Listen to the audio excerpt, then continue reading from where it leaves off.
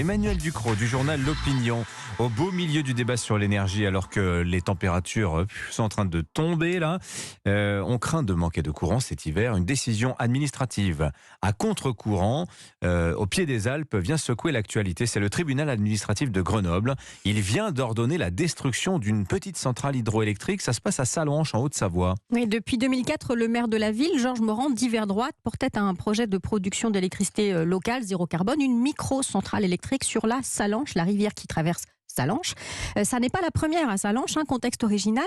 La ville a sa propre régie électrique depuis 1932. Elle est autonome vis-à-vis d'EDF. Elle tire son courant de ce qu'on appelait autrefois la houille blanche. Eh bien oui, ça a aussi des avantages d'être au pied du Mont Blanc.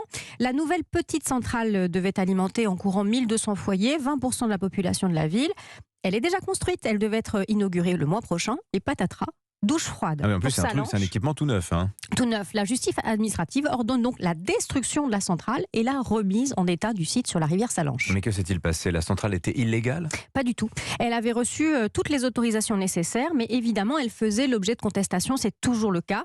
La justice administrative avait donné raison à la mairie une première fois, en 2020. Les études d'impact montraient peu d'effets sur la biodiversité. Le préfet avait donné son feu vert. La mairie a donc lancé les travaux. Il y en avait pour 6 millions d'euros.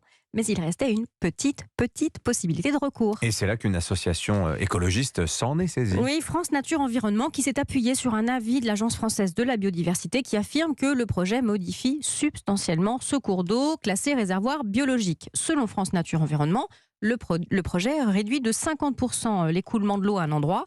Et la FNE s'est félicitée de la décision de justice en ces termes. Les porteurs de projet n'ont pas été assez prudents en débutant les travaux avant l'épuisement de toutes les voies de recours. L'urgence climatique, je ne connais pas. Alors, le maire de Sallanches va faire appel. L'histoire n'est pas terminée. Non, heureusement, peut-être que la raison va revenir dans cette affaire. Le pire, ce sont les justifications données par France Nature Environnement à son refus de cette petite centrale hydroélectrique. Je cite: la part de la petite hydroélectricité promet une faible contribution dans les objectifs de la transition énergétique, et ce, en raison de son potentiel limité.